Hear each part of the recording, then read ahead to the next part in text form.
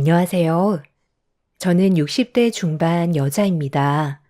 하나뿐인 외동딸을 사위에게 보낸 지 1년이 지난 시점부터 기별도 없어 맘먹고 사돈집을 찾아갔었는데 대문 앞에서 보였던 제 딸의 모습을 보게 된 순간 가슴이 철렁 내려앉아 그 자리에서 주저앉고 말았습니다. 그리고 저는 그 사람들을 도저히 용서할 수가 없어 처절한 응징을 시작하게 되었죠. 지금 현재 법적으로 처벌을 내리기 위한 준비를 하고 있는 중입니다. 1년 전에 제 딸이 결혼하고 싶다는 남자를 소개해 준 적이 있었어요. 적지 않은 나이에 그래도 좋은 남자를 만났다는 거에 감사할 뿐이었죠. 사위는 제 딸에게 정말 잘했었고 어른을 공경할 줄 아는 그런 사람이었어요. 다른 거 다 필요 없고 제 딸만 잘 챙겨주길 간절히 바랐었죠. 사위가 경제적으로 많이 부족했었지만 저희 집안이 어느 정도 뒤에서 지원해 줄 정도는 됐었기 때문에 사위 하나 보고 제 딸을 보냈었어요.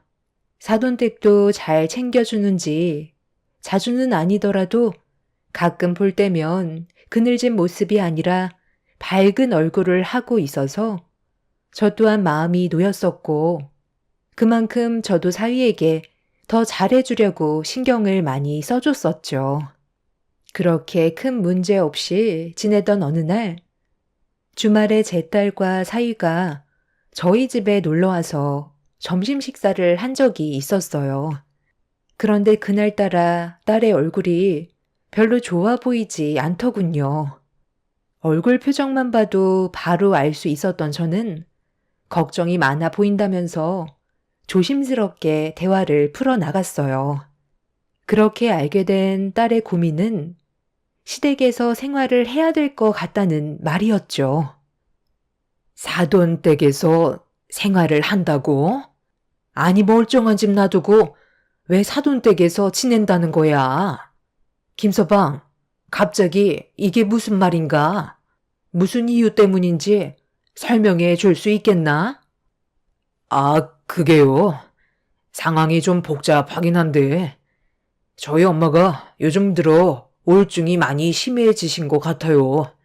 아무래도 아버지가 세상을 떠나시고 이 사람과 결혼하기 전까지 저와 단둘이 지내다가 갑자기 혼자가 되셔서 그런지 점점 우울증이 심해지셔서 약까지 복용하고 계시거든요. 겉으로는 괜찮다고 하시지만 딱 봐도 많이 힘들어 보이시더라고요. 그래서 어떻게 하면 좋을지 고민을 하고 있었던 중이었어요. 아무래도 이 사람의 입장에서 쉬운 결정은 아니라 조심스러운 부분들도 있고요. 안 싸더니 많이 힘들어 하시나? 그래도 멀쩡한 집 놔두고 사돈댁에서 생활하는 게 쉬운 건 아닐 텐데 꼭 그 방법 말고는 없는 거야? 사돈은 뭐라고 하시는데? 그렇잖아도 이 문제 때문에 며칠 전에 어머님 댁에 다녀왔었어. 계속 사는 것도 아니고 어느 정도 적응할 시간 동안만 같이 지냈으면 좋겠다고 하시는데 거절을 하기에도 곤란한 상황이라 이 사람과 조금 더 대화를 해본 다음에 결정하기로 했었거든요. 그런데 선뜻 결정을 하지 못하겠어요. 솔직히 어머님이 좋으신 분인 건 알겠는데 같이 산다는 게 아무래도 쉬운 문제는 아니잖아요. 생활에 불편한 점들도 많을 테고 여러 가지로 부딪히게 되는 것들이 생길 것 같아요. 당연하지. 서로 다른 환경에서 살아왔는데 한 지붕 아래에서 같이 사는 게 얼마나 힘든 문제인데 오히려 더 크게 역효과가 올 수도 있다. 내 생각엔 같이 생활하는 것보단 사돈이 우울증에서 벗어날 수 있는 무언가를 찾아서 해결해 나가는 게 좋을 것 같은데 좋아하는 취미 생활 같은 게 있을 거 아니야. 제가 그런 것도 말씀드려 봤는데 집안에 들어오는 것 자체를 힘들어 하세요. 방 안에 혼자 계시면 우울증 증상이 다시 올라오는 것 같더라고요. 그래서 저희도 고민을 안 할 수가 없는 거고요. 저번에는 집에 혼자 계시는 게 힘드셨는지 저희 집에 오셔서 하룻밤 주무시고 돌아가셨어요. 저희 엄마도 우울증 증상이 오래 가다 보니까 어떻게 해서든 증상을 완화시켜 보려고 여러 가지 방법을 동원해 보시는 것 같은데 갑자기 변한 생활에 적응을 하기는 힘들어 하시는 것 같아요. 사부인이 원하는 대로 움직이는 것보다는 내 딸의 생각이 우선일 것 같네. 자네는 상관없을지도 모르겠지만 우리 딸은 사부인을 어려워할 테고 눈치를 안 볼 수도 없는 상황이기 때문에 한 공간에서 지내는 건 심각하게 생각해 보는 게 좋을 것 같은데 내 주위에서도 이런 문제로 결국 이혼까지 가게 되는 걸 상당히 많이 봤거든. 그러니 정말 진지하게 생각해 보는 게 좋을 것 같네. 일로 불화가 생기는 것보다는 사부인이 우울하고 힘들어도 같이 사는 건 나는 반댈세. 남편도 같이 사는 거에 대해서는 부정적인 생각을 가지고 있었어요. 저 또한 겉으로는 표현을 많이 안 했지만 제 딸이 사돈댁에 들어가 시집살이 하는 건 보고 싶지 않았습니다. 그렇게 한참 동안 대화를 이어나갔지만 쉽게 해결이 될 수 있는 문제가 아니었기 때문에 좀 더 시간이 필요해 보였었죠. 그리고 이런 일이 있다는 걸 알게 된 이후 지속적으로 신경이 쓰였던 저는 딸과 따로 만나 대화를 이어나갔습니다. 사위가 옆에 있어서 제대로 속마음을 꺼내지 못한 것 같아서 퇴근길에 잠깐 얼굴을 봤어요. 앞으로 어떻게 했으면 좋겠니? 엄마는 사돈댁에 들어가는 걸 원하지 않는데 너도 엄마랑 같은 생각이지만 김서방 때문에 거절하기도 힘들어서 그런 거지? 솔직히 그이랑 어머님 앞에서 딱 잘라서 싫다는 말을 하기가 어렵잖아요. 그리고 그이도 당분간 같이 생활하고 싶어하는 눈치고요. 저도 지금 많이 혼란스러워요. 이런 상황이 생기게 될 줄 몰랐거든요. 약까지 복용 중이시라 저도 속마음을 꺼내기가 힘들어요. 잠시만요. 어머님한테 전화가 왔어요. 처음 결혼했을 당시 딸의 얼굴은 상당히 밝았었는데 이 문제로 점점 힘들어하는 걸 보니 마음이 너무 안 좋았어요. 딸의 입장에서도 선뜻 싫다는 말을 하기는 곤란한 상황이라는 걸 알기 때문에 제가 사돈을 따로 만나는 게 좋을 것 같아 그날 이후 며칠 뒤 사돈에게 따로 연락해 약속을 잡았습니다. 결혼식 이후 처음 마주한 사돈과 저는 서로 어색한 인사를 주고받은 뒤 저희 가족이 가진 고민에 대해 조심스럽게 대화를 이끌어 나갔고 딸의 입장을 설명해 줬어요. 아무래도 제 딸이 사돈집에 들어가는 건 좀 힘들지 않을까 싶어요. 사위가 갑자기 떨어져서 지내시다 보니 허전함을 많이 느끼시는 것 같은데 그건 시간이 지나면 자연스럽게 적응이 되지 않을까요? 사돈이 어떻게 받아들이냐에 따라서 애들한테도 많은 영향을 끼칠 것 같아요. 지금 당장은 힘드시겠지만 다른 방법을 생각해 보시는 건 어떨까요? 등산이 취미라고 하셨는데 그런 모임 같은 것도 가져도 되고 그 안에서 또 좋은 사람을 만날 수 있는 기회도 만들어질 수 있잖아요. 현재의 상황을 어떻게 받아들이고 헤쳐나가냐에 따라 사돈의 삶의 질이 많이 바뀔 것 같은데 꼭 제 딸과 사위가 사돈집에 들어가서 살길 원하시나요? 둘이 한창 신혼이고 서로 하고 싶은 일들도 많을 텐데 사돈이 애들을 생각해 주신다면 같이 사는 건 다시 생각해 보시는 게 좋을 것 같아요. 그러니까 제가 며느리를 시집살이 시킬 것 같아서 이런 말씀 하시는 거죠? 저는 뭐 쉽게 얘기한 것 같아요. 제가 오죽 힘들었으면 애들한테 도움을 청했겠어요. 저도 살고 싶어서 그랬습니다.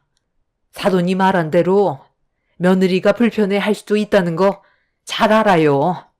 하지만 우울증이라는 게 마음처럼 쉽게 변화되지 않더라고요. 아무리 애를 써봐도 혼자가 됐다는 생각이 드는 순간 세상을 떠나고 싶을 정도로 우울증이 심하게 찾아오는데 이런 상황들을 제가 얼마나 오래 버틸 수 있을지도 모르겠어요. 사돈이 방금 저한테 등산이 취미니까 모임 같은 거 가져보거나 좋은 사람 만나라고 하셨죠? 사돈이 말씀하신 거 이미 전부 다 해봤고 지금도 꾸준하게 노력을 하고 있지만 제 삶이 전체적으로 달라지는 건 아무것도 없었어요. 아주 잠깐의 즐거움은 있을 수 있겠지만 집에만 들어오면 세상 떠난 그 사람 대신 아들과 함께했던 소중한 추억들이 많이 있어서 과거의 기억에 사로잡혀 살게 되는데 그때마다 얼마나 견디기가 힘든 줄 아세요? 그만큼 저도 제 아들에게 의지하면서 살아왔던 세월이 길어서 그런 것 같은데 이런 마음을 누가 알아주겠어요? 저 말곤 아무도 모르죠. 사돈은 그동안 많이 힘들었는지 제 앞에서 눈물을 흘리기 시작했어요. 그 모습을 보는 저도 참 난감했었죠. 위로를 해드리기에는 사돈의 입장을 받아들여주는 것 같아 그 모습을 지켜볼 수밖에 없었습니다. 한두 살 먹은 나이도 아닌데 제 앞에서 눈물까지 보이는 모습이 그동안 사돈 혼자 마음고생이 심했었다는 건 어느 정도는 알 수 있었지만 제 딸이 사돈 댁에 들어가 사는 건 좋은 선택은 아니었기 때문에 앞에서 눈물을 보이는 사돈을 보면서 말을 아낄 수밖에 없었어요. 그날 저는 제 딸이 사돈 댁에 들어가 사는 건 아닌 것 같다는 의사를 확실하게 표현한 뒤에 먼저 자리에서 일어나게 되었습니다. 그런데 저와 사돈이 헤어지고 난 몇 시간 뒤에 충격적인 일이 벌어지고 말았어요. 사돈이 응급실에 실려갔다는 소식을 듣게 되었고 입원한 병원을 가보니 사돈은 이 세상과의 작별을 하기 위한 선택을 했다는 걸 듣게 되었어요. 혼수 상태에 빠진 사돈을 보고 있으니 그제서야 우울증이 얼마나 위험한 병인지 알 수 있었고 제가 너무 단호하게 말을 한 것 같아 죄송스러운 마음이 들었어요. 왜 이런 상황까지 왔는지 아무도 모르고 있던 가족들에게 저는 솔직하게 모든 걸 털어놨습니다. 몇 시간 전에 사돈과 만났었고 여러 상황들을 봤을 때 서로에게 상처만 되는 일들이라 같이 사는 건 반대한다고 말했었는데 그게 사돈에게 상처로 돌아온 것 같다며 사위와 제 딸에게 설명을 해줬어요. 사위는 어쩔 수 없는 상황이었다면서 눈물을 훔쳤고 딸도 걱정이 많아 보이는 얼굴을 하고 있었죠. 그렇게 한참의 시간이 지난 뒤에야 눈을 뜬 사돈은 자신이 살아있다는 거에 원망을 하면서 괴로움의 눈물을 흘리고 있었어요.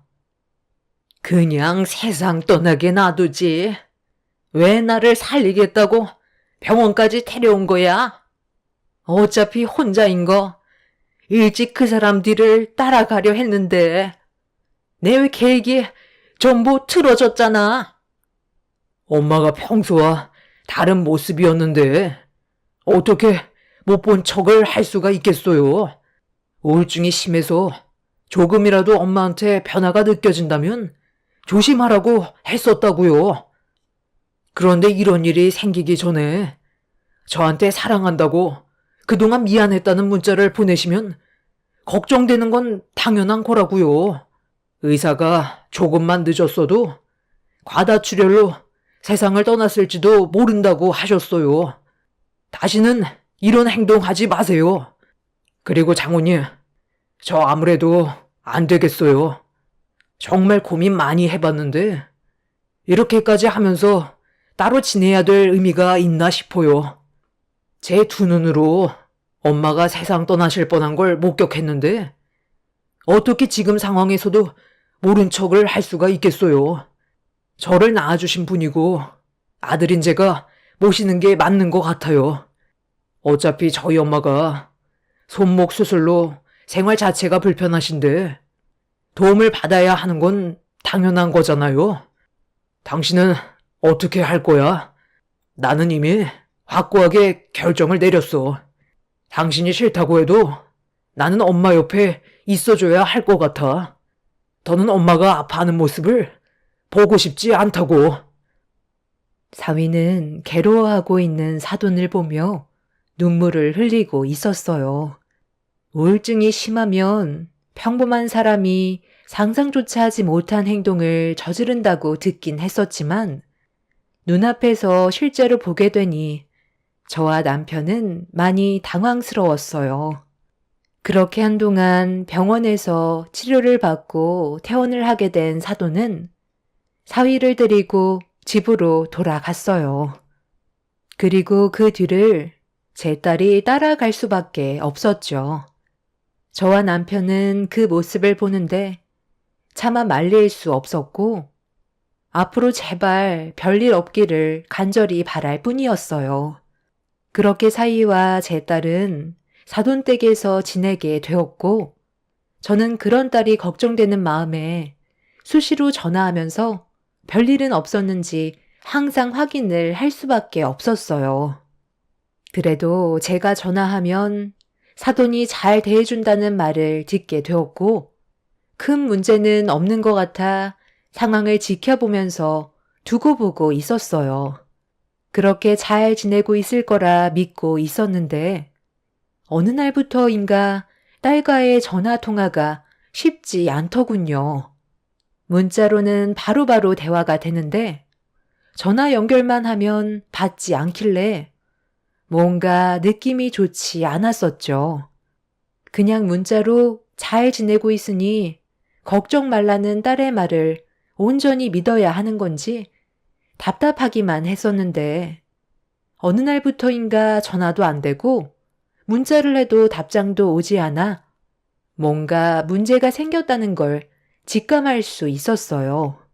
사위와 결혼을 하고 우울증 때문에 병원까지 다녀왔었던 사돈이 또 다른 돌발 행동을 할까봐 걱정이 돼서 제 딸은 어쩔 수 없이 사돈댁에서 생활할 수밖에 없었는데 어떠한 기별도 없으니 걱정이 되는 건 당연했었어요.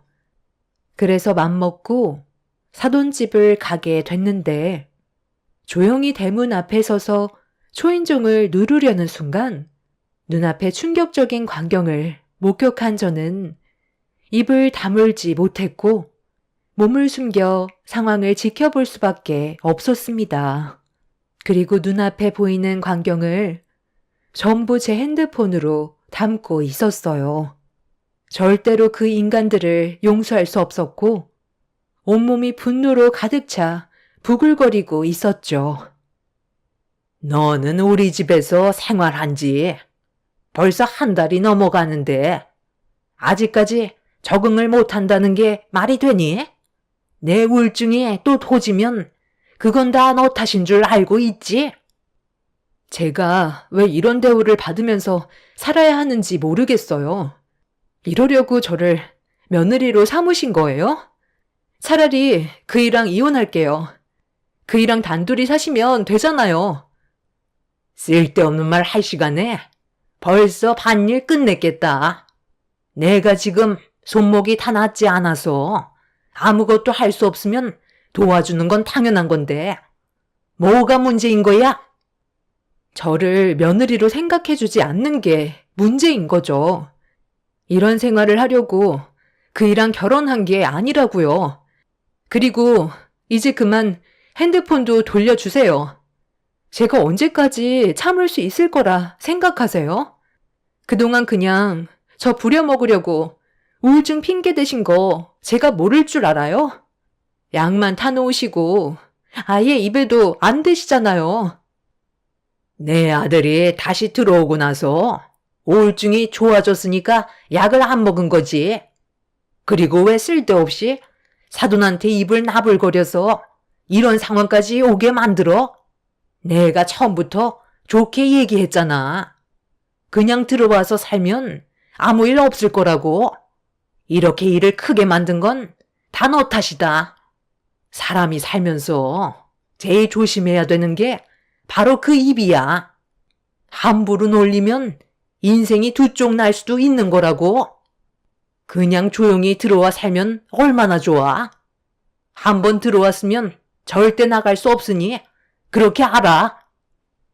그동안 연기하시느라 정말 힘드셨겠어요. 몸이 안 좋다고 저한테 휴직계까지 내라고 해서 저는 그래도 좋은 마음으로 회사의 사정을 얘기한 뒤 3달 동안 무급으로 일을 쉬기까지 했는데 제가 노력하는 건 보려고 하지 않으시고 엄마한테 속마음 얘기했다고 그걸로 일을 이렇게 크게 만드세요? 저 더 이상은 어머니 며느리로 못 지내겠어요. 그만 집으로 돌아갈 거니까 제 핸드폰 당장 돌려주세요. 저희 엄마가 걱정하신다고요. 법적으로 대응했으면 좋겠어요?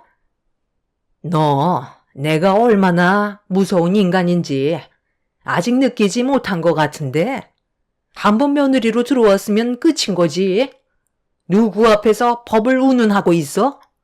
그냥 너는 조용히 시키는 거 하면서 살면 되는 거야. 이혼이 무슨 애들 장난인 줄 알아? 내 손목에 이 상처 우울증 때문에 생긴 건 줄 알아? 나는 한번 한다면 하는 사람이야. 제 딸과 사돈이 서로 얼굴을 붉히면서 안 좋은 대화를 주고받고 있었어요. 저는 핸드폰으로 모든 영상을 촬영하고 있었는데 사돈의 입에서 충격적인 말을 들을 수 있었고 온몸에 소름이 돋았습니다.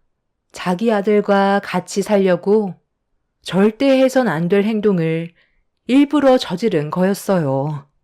제 딸도 사돈의 말에 충격을 받았는지 돌변한 모습의 사돈을 보며 온몸을 떨고 있는데 더는 안 될 것 같아 대문을 열고 들어가려는 순간 사돈이 제 딸을 뒤에서 머리채를 잡아 강하게 패대기 쳤고 돌담에 걸려 무방비 상태로 넘어진 딸은 그대로 화초밭 돌틈에 머리가 꽂히고 말았습니다. 너무 순식간에 일어나게 된 일이라 저는 비명을 지르면서 미동조차 하지 않는 제 딸을 끌어안은 채 정신을 차리라고 말을 이어나갔어요. 그런 저를 보고 놀란 사돈은 그 자리에서 벗어나기 위해 천천히 뒷걸음질 치더니 어디론가 급하게 도망을 쳤습니다. 일단 쓰러진 딸이 어떤 상태인지 전혀 알지 못하기 때문에 서둘러 119에 도움을 요청했고 그렇게 응급실로 향하는 모습을 본 뒤 현재의 상황을 남편한테 알렸어요. 그리고 저는 사돈이 도망친 길을 따라 뒤쫓기 시작하면서 경찰서에 도움을 요청했습니다.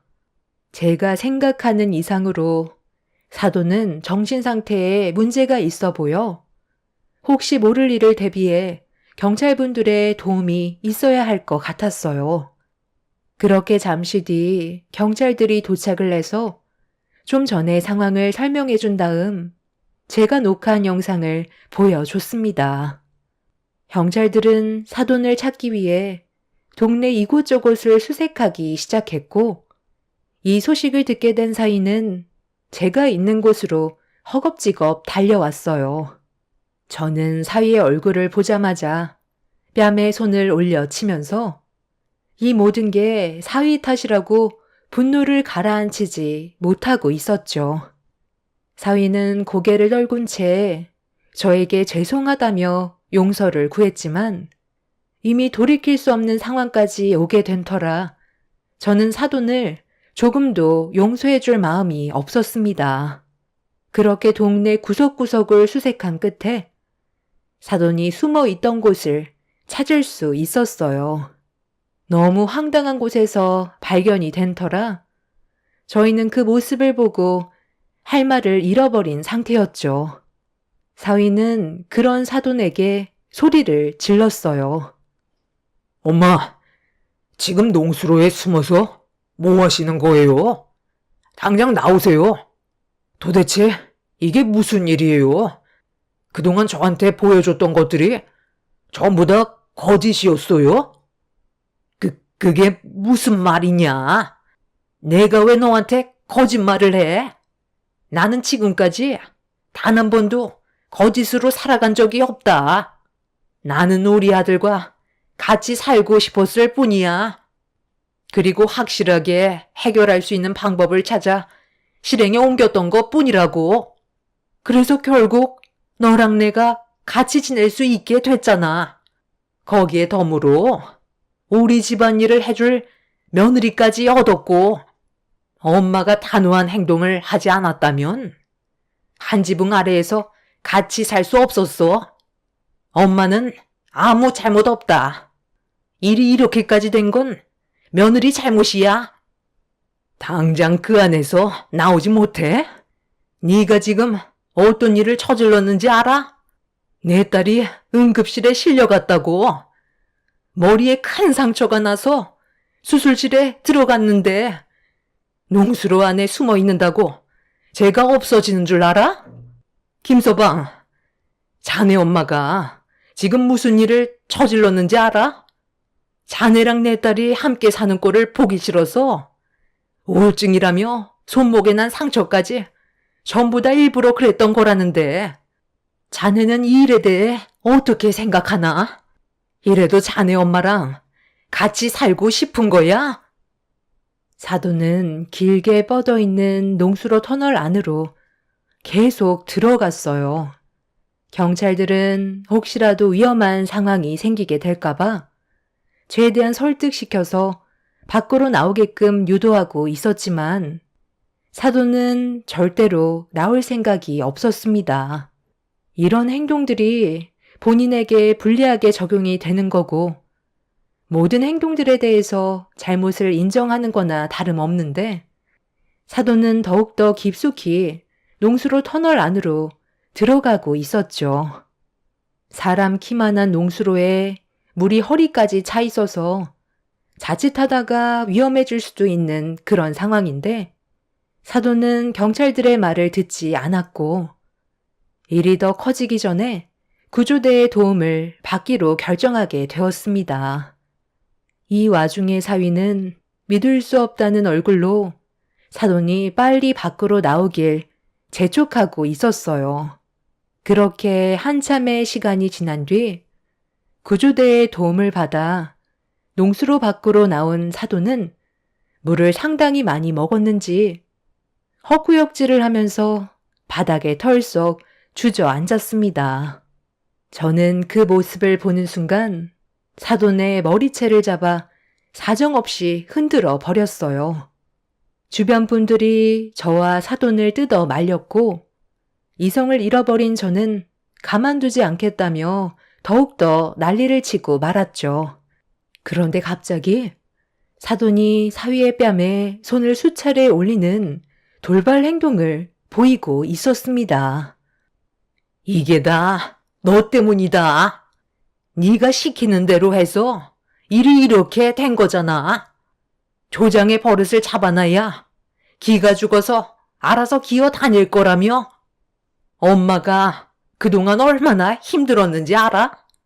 네가 그래도 나이 먹으면 집안일 해줄 사람 필요하다고 해서 며느리 하나 들이면 삶이 편해질 거라는 말에 엄마가 무슨 짓까지 저질렀는지 아냐고. 괜히 몸만 상하고 일만 커져 버렸잖아. 그냥 우리 둘만 조용히 살면 되는 거였는데 순진한 여자 하나 꼬드겼다고 내 삶이 앞으로 편해질 거라더니 지금 이 꼴이 뭐냐. 네가 모든 일을 계획하고 꾸민 거니까 나 대신 네가 처벌받아라. 나는 절대로 교도소 같은데 들어갈 마음이 없다. 왜 이게 제 탓이에요? 엄마가 먼저 저한테 한탄 하셨잖아요. 사는 게 힘들다고 온몸이 쑤시고 살림하는 것도 쉽지 않다면서 며느리 하나 들어오면 소원이 없겠다고 하셔놓고 왜 애를 잡고 그래요? 여기까지 어떻게 왔는지 아시면서 그 사람을 막대하면 당연히 문제가 생기게 될 거라는 거 몰랐어요? 까도 계속 나오는 양파 껍질 같은 사돈과 사위의 충격적인 말들에 저는 상당한 충격을 받았어요. 한마디로 사위는 자기 엄마의 편한 생활을 보장해주기 위해 제 딸을 꼬셔서 결혼까지 했던 거고, 사돈 집에서 생활하기 위해 없는 우울증을 만들어 충격적인 행동까지 저지르는 말도 안 되는 일들을 벌인 거였죠. 그 인간들을 절대로 용서할 수 없었고, 서로 잘못이 없다며 부인하는 그 인간들 앞에 서서 양손으로 두 사람의 머리채를 잡으며 사람 잘못 건드렸다고 소리를 질러 버렸습니다. 그렇게 한바탕 난리가 난 이후 지금 현재 제 딸은 병원에서 치료를 받고 있는 중입니다. 정말 다행인 건 가벼운 뇌진탕 정도로 끝나서 생활하는 데는 지장이 없다지만 한 번 다치게 된 몸이라 앞날이 걱정이 되네요. 저희 가족은 그 인간들을 조금도 용서할 마음이 없어요.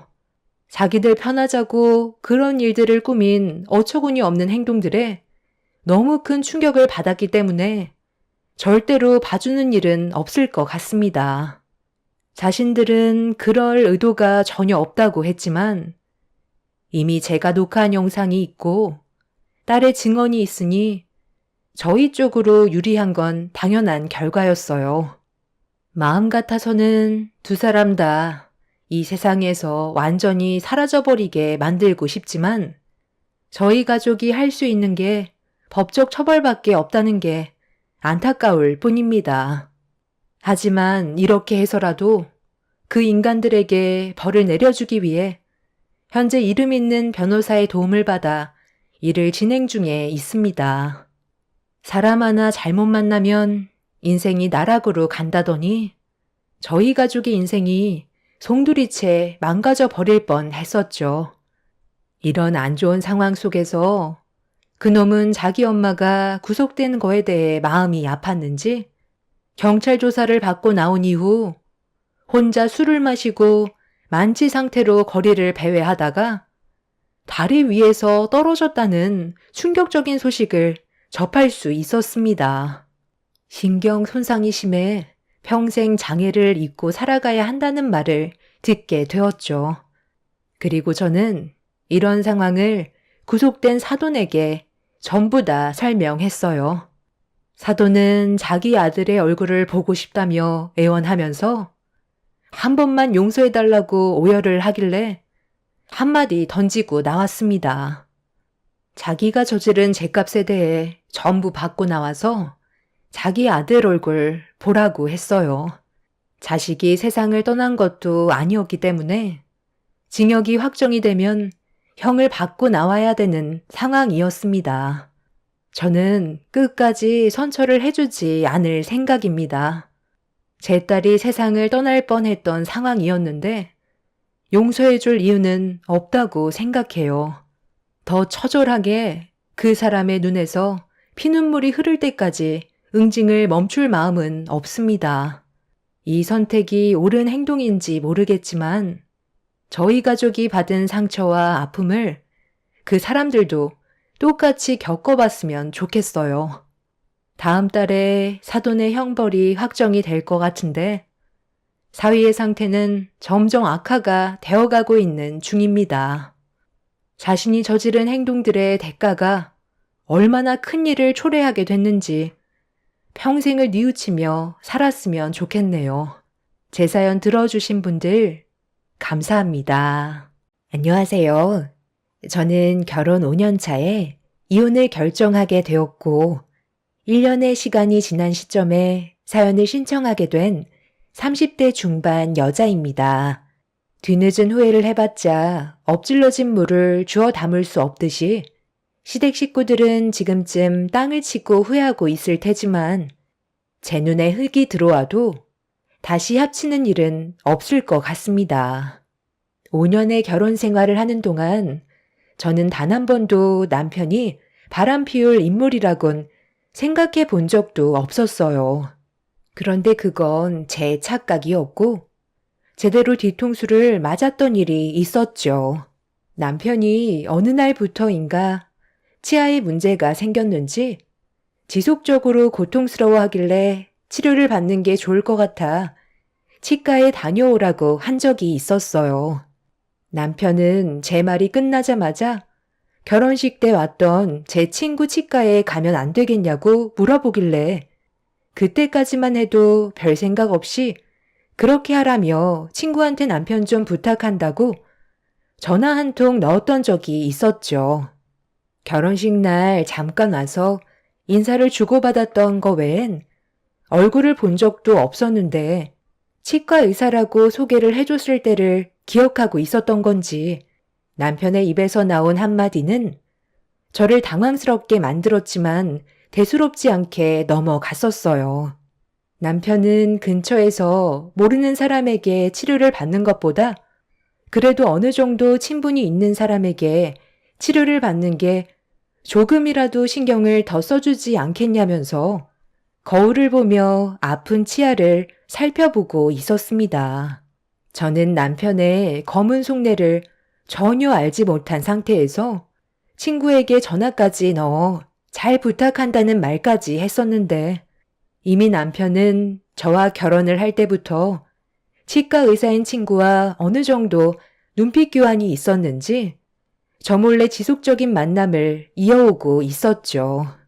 그런 사실도 알지 못한 상태에서 5년이라는 시간 동안 남편 하나 바라만 보며 아이를 낳고 살아왔던 저였는데 남편이 치과 치료가 예약이 되어 있던 날 저는 친정집에 잠깐 들려 볼일을 마치고 집으로 들어가던 도중에 남편이 치과에서 치료를 잘 받고 있는지 궁금하기도 했었어요. 그래서 치료가 끝나면 같이 가는 것도 괜찮을 것 같아 친구가 운영하는 치과로 들어가게 되었습니다. 제가 알기론 평일에도 환자로 꽉 차 있는 걸로 알고 있었는데 그날은 몇 명의 환자 빼곤 상당히 조용했었어요.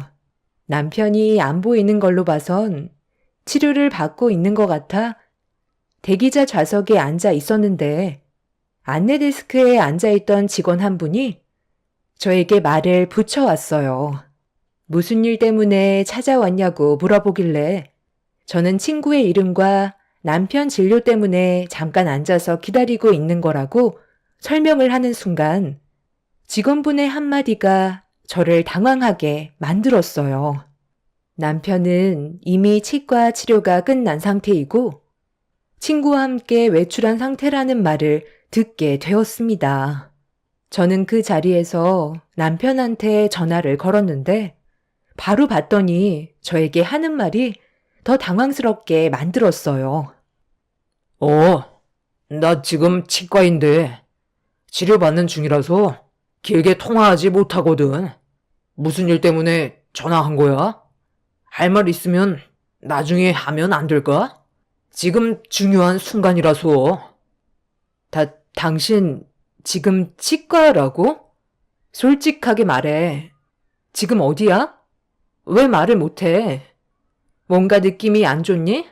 나 지금 치과야. 둘이서 외출을 했다던데 방금 뭐라고 그랬어? 중요한 순간?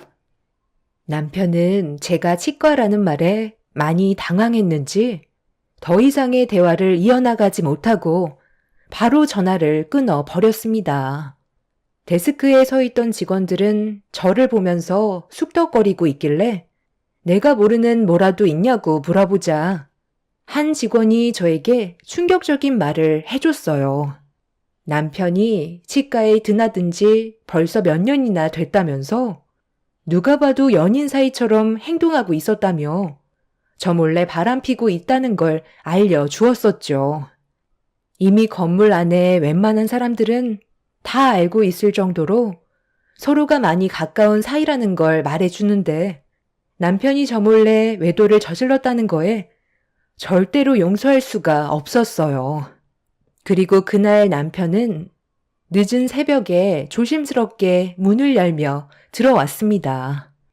아이가 자고 있을 시간에 들어와서 당장이라도 큰 소리 치고 싶었지만 더 힘들어질까봐 꾹 눌러 참으면서 이성을 잃지 않기 위해 최대한 침착하게 대화를 이어나갔어요. 남편은 제가 한 질문에 단 한마디도 답변을 해주지 않았습니다. 용서를 구하려면 무릎이라도 꿇으라고 했지만 남편은 그냥 그 자리에 가만히 서 있길래 결국 화가 난 저는 남편의 뺨에 손을 올려 버렸죠. 한 대 맞으면서 정신을 차렸는지 제 얼굴을 보면서 입을 열었어요. 내가 당신한테 무슨 말을 해도 들리지 않는다는 거 알고 다시 예전으로 돌아갈 수 없다는 걸 알기 때문에 어떠한 말도 변명으로 들릴 것 같아 대답을 하지 못했던 거야. 이미 우리 관계에 대해 어느 정도 들었을 거 아니야. 벌써 돌이킬 수 없을 정도로 나랑 혜인이는 서로의 감정의 농도가 진해진 상태야. 당신도 정말 사랑을 하고는 있지만 혜인이한테 더 끌리는 건 어쩔 수 없는 것 같아. 나는 당신한테 상처 주고 싶지 않아. 최대한 좋게 해결하고 싶어. 그렇게 해줄 수 있는 거지. 당신 정말 말 웃기게 한다. 지금 나를 배려하고 있다는 듯이 얘기하고 있는데 내가 이 상황을 조용히 넘어갈 것 같아? 아버님, 어머님한테 당신이 저지른 행동에 대해 전부 다 얘기할 거야. 어떻게 나랑 결혼 생활을 유지하면서 내 친구와 바람을 피울 수가 있어? 내가 받을 상처는 생각하지도 않은 거야? 당신이 받을 상처 당연히 알고 있었어. 끝까지 숨길 수 없다는 것도 알고 있었지만 내 감정을 멈출 수가 없었어. 우리의 결혼식 날 나는 당신이 아닌 혜인이가 내 평생 인연이라는 걸 느낄 수 있었지. 하지만 사람은 정해진 틀에 살아야 하잖아. 그걸 부술 수 없기 때문에 결혼식 날 당신과 어쩔 수 없이 식을 올린 거야. 혜인이를 만나기 전에는 당신이 내 평생의 동반자라고 생각했었는데 내가 세상을 보는 눈이 너무 좁았었나 봐. 나를 이해해달라고는 안 할게. 최대한 시끄럽지 않게 이혼해줬으면 좋겠어. 당신도 쓸데없이 일을 크게 만들 필요는 없잖아. 내 말대로 해줄 수 있는 거지. 위자료는 걱정 안 해도 돼. 그리고 굳이 우리 부모님께 말씀 안 드려도 되는 게 우리들 관계를 이미 알고 계시거든. 더 이상 한 집에서 얼굴 보며 지낼 수 없을 테니 한동안 부모님 집에서 생활할게. 남편은 저에게 더 이상 할 말이 없었는지 다시 집 밖으로 나가 버렸어요. 저는 남편의 거침없는 모습에 많이 놀라서 온몸이 떨려오더니 다리에 힘이 풀려 그 자리에서 주저앉고 말았습니다. 시부모님까지 저를 속여왔다는 게 더 큰 충격으로 다가왔었고 하루라도 빨리 이혼을 하는 게 정신건강에 좋을 것 같았어요. 남편은 시댁에 들어가서 시부모님한테 저와 있었던 일들에 대해 전부 다 설명을 했는지 다음날 시모에게 전화가 왔어요. 예상했던 대로 남편과 친구의 관계였죠. 저희 집으로 오신다는 시모의 말에 저도 할 말은 많이 있었기 때문에 오시라고 말씀드렸고 그렇게 저와 시모는 아침부터 서로 얼굴을 붉히며 대화를 주고받았어요. 네가 내 아들에게 느꼈을 상처와 배신에 많이 힘들고 충격을 받았겠지만 사람 사는 인생 다 그런 거 아니겠어? 서로 좋게 해결봐야 스트레스 안 받지. 저와 그이가 결혼식을 올렸을 때부터 저에 대한 마음을 접어버리고 제 친구를 향해 있었다고 하던데 어머님은 이 사실을 언제부터 알고 계셨던 거예요? 내 입으로 말하기는 좀 그렇지만 너희 둘이 결혼하고 한 달 뒤에 알게 됐지. 아들이 나한테 먼저 찾아와서 대화 좀 나누자고 하더라. 심각한 얼굴을 하고 있길래 확실하게 무슨 일이 있는 것 같아 내 아들의 고민거리를 들어주고 있었는데 네가 아닌 다른 여자를 마음에 두고 있다는 말에 너무 놀랐었지. 그런데 그 고민도 잠시였었어. 아들이 만나고 있던 여자는 너와는 비교 자체가 되지 않는 비싼 몸값과 많은 사람들의 부러움을 사는 치과 의사라는 말을 들었을 때 내 고민과 걱정은 한순간에 사라지게 되더라고. 그래서 지금까지 계속 뒤에서 밀어주고 있었어. 그런데 이런 관계를 계속 유지할 수는 없으니까 언제쯤 얘기하는 게 좋을지 고민을 하고 있었는데 때마침 네가 모든 상황을 해결해 준 거야. 그래도 며느리라 최대한 상처 주고 싶지 않았는데 한 번은 지나가야 되는 일이니까 어쩔 수 없는 거지. 너무 서운하게 생각하지 말고 최대한 빨리 현실을 받아들이는 게 좋을 거야. 그래야 너도 새 삶을 살아가지 않겠어? 내가 그동안 속으로만 앓고 있었던 고민을 결국 너한테 전부 다 털어놓게 되니까 이제야 좀 살 것 같다. 이왕 말 나온 김에 최대한 빠른 시일 내에 이혼 처리 부탁하마. 괜히 질질 끌어봤자 서로만 피곤하고 더 큰 상처를 받을 수 있으니 좋은 감정이 어느 정도 남아있을 때 좋게 해결을 보는 게 너도 좋겠지? 내 아들 위자료는 섭섭지 않게 챙겨주도록 하마. 조만간 우리 집에서 파티를 좀 열 건데 너도 우리 집안과 마지막으로 식사하고 싶으면 와서 밥이라도 좀 먹고 가던지. 올 때 이혼 서류 꼭 챙겨서 오고. 이래서 사람 일은 모른다는 거야. 내 아들이 치과 의사와 결혼하게 될 줄 누가 알았겠어? 이왕이면 너도 그냥 축하한다고 한마디 해줘라. 이제야 묵은 채증이 싹 가시네. 시모는 저에게 조금도 미안해하지 않았어요. 오히려 잘 됐다는 식으로 말씀하시면서 제가 서운하지 않게 위자료를 챙겨주겠다며 자리에서 일어나셨습니다. 그동안 말도 없이 저를 속이면서 가지고 놀았다는 거에 결국 남편이 바람을 피우고 있던 날부터 참아왔던 제 감정이 폭발을 하게 되었고 자리에서 일어난 시모를 붙잡았어요.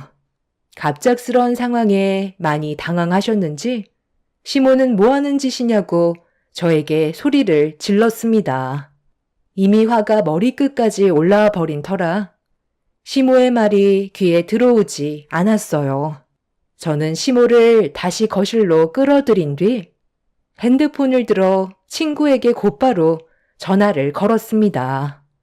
그리고 잠시 뒤 제 전화를 받은 친구는 아무렇지도 않은 척 연기를 할 줄 알았는데 남편이 미리 선수쳐서 얘기했는지 차가운 목소리로 무슨 일 때문에 전화를 했냐고 되물었어요.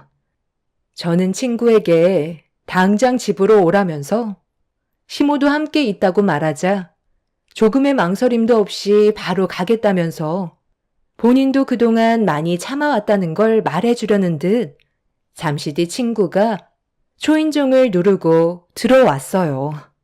시모는 난처한 얼굴로 저와 친구를 바라보고 있었어요. 그래도 꽤 오랜 시간 함께 있던 친구였기 때문에 남편과 바람을 피우게 될 거라곤 상상조차 하지 못했었고 믿고 있던 친구에게 받은 상처는 너무 크게 다가왔었죠. 친구는 뭐가 그리 급한지 저에게 직설적으로 얘기했어요. 너도 알겠지만 내가 시간을 오래 비울 수가 없는 상황이거든. 그러니까 용건만 간단히 하도록 하자.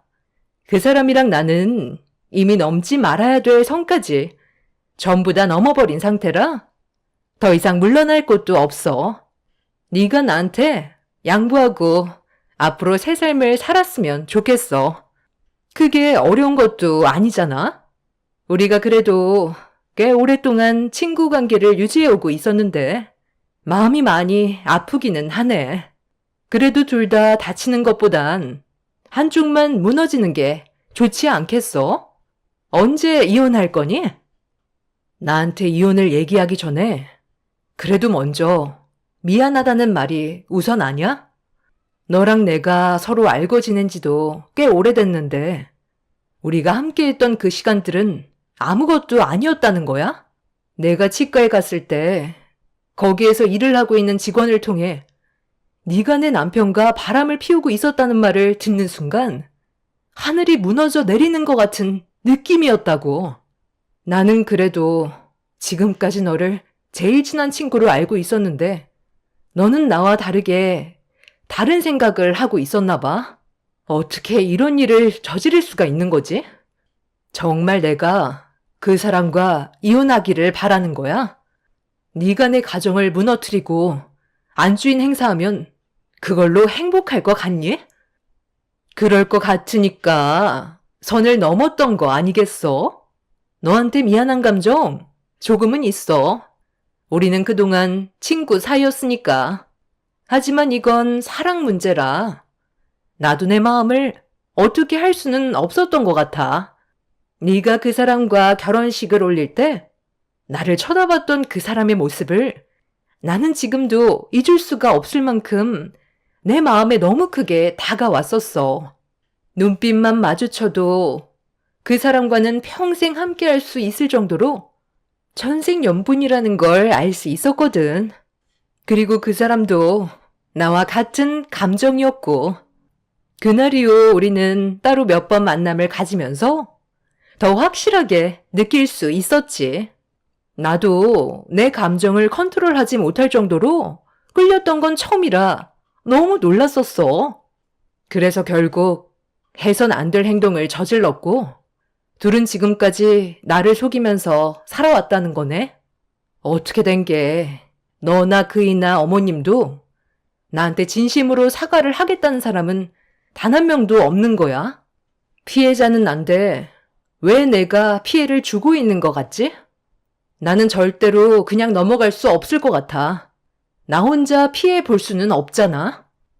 제 말이 끝나자마자 시모는 어차피 상간소송으로 위자료밖에 더 주겠냐며 심각하게 생각하지도 않았어요. 친구 또한 요즘 세상에 이혼은 장난이고 위자료도 얼마 안 하기 때문에 그 정도 돈은 충분히 줄 수 있다면서 최대한 빨리 남편과 관계를 정리해 주길 원하고 있었어요.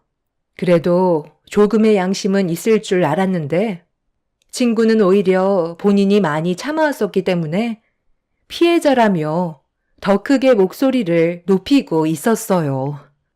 결국 저는 분노를 참지 못하고 친구의 머리채를 잡아버렸고 친구 또한 저에게 손을 올리면서 격한 몸싸움이 벌어지게 되었죠. 시모는 친구와 제가 서로 격하게 싸우는 모습에 어쩔 줄 몰라 하면서 남편한테 전화를 걸었어요. 그리고 저희 둘을 말려달라면서 서둘러 와주길 재촉하셨죠. 결국 남편까지 다시 집으로 돌아오게 되었고 시모와 남편 그리고 친구는 저를 노려보면서 제가 죄인인 것 마냥 화를 내고 있었습니다. 저는 더 이상 그 인간들을 상대하고 싶지 않아 그 자리에서 이혼 얘기를 꺼냈고 저 또한 최대한 빠른 시일 내에 정리되길 원한다면서 다음날 바로 이혼 서류에 도장을 찍겠다는 말을 하게 되었습니다. 남편은 법정에서 보자며 시모와 친구를 데리고 밖으로 나갔어요. 그날 방 안에서 울고 있던 아이를 안고 한참 동안 오열을 했어요. 저와 이혼을 할 거면 왜 아이를 가졌는지 이해를 할 수가 없었죠. 아빠 없는 아이로 자라게 될 불행을 안겨줘야만 한다는 거에 너무 마음이 안 좋았어요. 저는 그렇게 다음날 남편과 함께 이혼 서류를 작성했어요. 남편은 소송으로 가고 싶지 않다며 최대한 빠른 시일 내에 저와 엮여 있는 모든 관계를 정리하길 원했어요.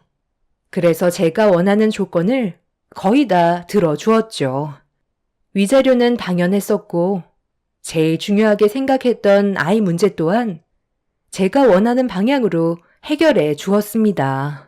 친구 또한 저에게 위자료를 지어준 뒤 2번 다시 얼굴을 안 봤으면 좋겠다는 말을 끝으로 친구와의 관계까지 일사천리로 정리가 되어 버렸죠. 그리고 이 사실을 뒤늦게 알게 되신 저희 부모님께서는 엄청난 충격을 받으셨는지 시댁에서 한 차례 난리를 치셨고 남편의 멱살을 잡으면서 온갖 욕을 퍼부으셨어요. 저에게 상처를 준 거에 대해 나중에 큰 대가를 치르게 될 거라며 부모님은 남편에게 악담을 퍼부었습니다. 그렇게 모든 관계를 정리하고 저는 부모님 집에서 지내게 되었는데 너무 급격하게 바뀌어버린 상황들에 적응을 하지 못한 저는 우울증까지 시달리고 있었어요. 앞으로 어떻게 살아가야 할지 막막했었죠.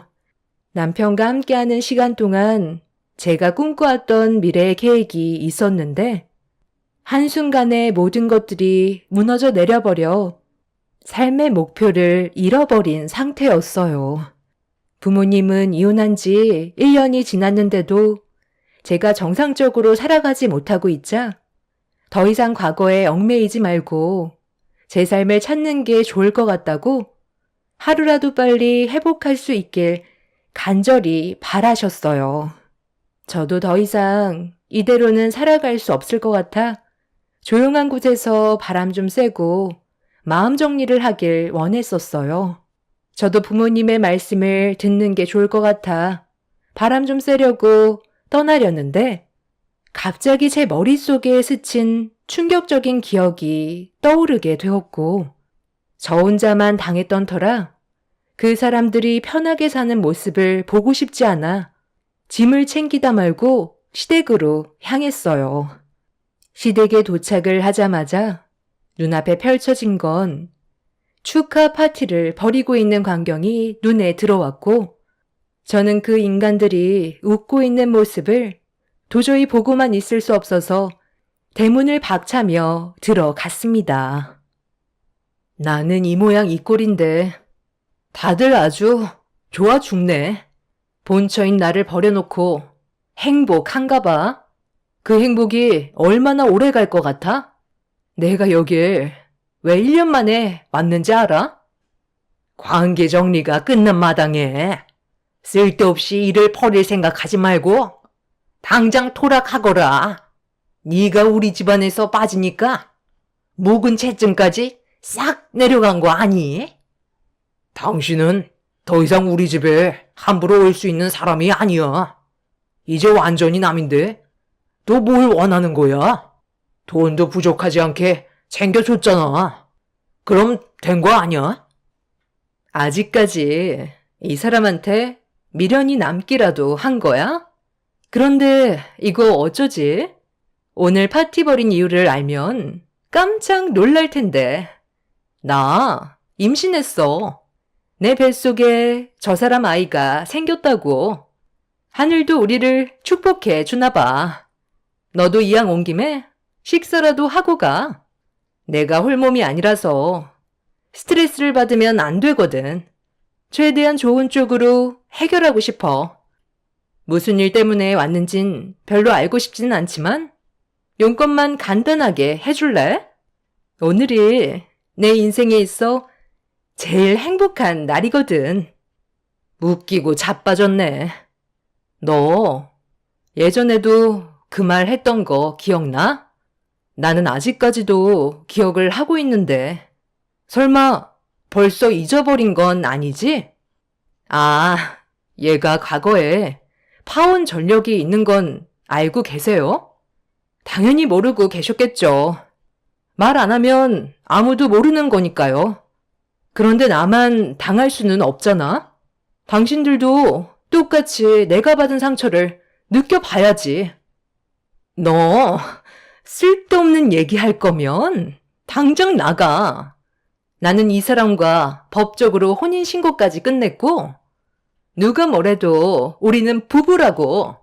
여보, 나 스트레스 받고 있는데 쟤 좀 당장 내 눈앞에서 치워주면 안 될까? 이러다 유산이라도 되면 큰일이잖아. 빨리 쟤 좀 당장 내보내줘. 나 지금 이 행복을 무너뜨리고 싶지 않다고. 당장 우리 부모님 집에서 안 나가? 그동안 소식 한 통 없이 조용히 지내다가 갑자기 1년 만에 나타나서 뭐 하자는 거야? 우리 관계는 이미 정리가 됐다고. 그래서 이게 도움이 될 것 같아 준비해 왔어. 너희 둘의 이혼 서류야. 너는 내가 정말 소중하게 생각했던 친구였는데 너는 나에게 상처만 남겨줬으니 나도 똑같이 해주는 게 좋지 않겠어? 너는 내가 그냥 넘어갈 줄 알았니? 그 뱃속에 있는 아이 너 혼자 키워야 할 것 같은데? 그래도 괜찮은 거지? 너 설마 지금 우리 가족들 앞에서 그 얘기를 하려는 거야? 너 그 입 함부로 놀리기만 해봐. 만약 내 인생을 망치기라도 하면 너도 가만두지 않을 거야. 내 인생을 망쳐놓고 너는 편하게 살 수 있을 거라 생각했니? 나는 오늘 작정하고 왔기 때문에 네가 그때 왜 파혼을 했는지 전부 다 털어놓을 거야. 친구는 저에게 달려들며 당장 그만두라고 했지만 제가 꺼낸 한마디에 시몬은 친구를 멈춰 세웠어요. 그리고 저는 친구의 과거에 대해 전부 다 털어놓았죠. 예전에 결혼을 앞두고 있던 친구는 충격적인 행동을 저질렀었어요. 저도 이 소식을 듣곤 믿을 수가 없었을 만큼 말도 안 되는 일들이 펼쳐졌었죠. 그때가 그 친구의 결혼식이 며칠 안 남았었을 때인데 예비 신랑이었던 사람과 서로 안 좋은 일로 싸우게 됐었죠. 알고 보니 친구가 예비 신랑을 놔두고 다른 남자와 바람을 피우다가 딱 걸린 거였어요. 친구는 그냥 잠깐 즐긴 것뿐이라고 했지만 예비 신랑이었던 그 사람은 친구의 행동을 용납할 수 없어 했죠. 친구는 남자들도 결혼 전에 총각 파티 하는데 왜 여자들은 처녀 파티하면 안 되냐고 서로 감정이 격해질 정도로 안 좋은 대화를 주고받다가 몸싸움까지 벌어졌었어요.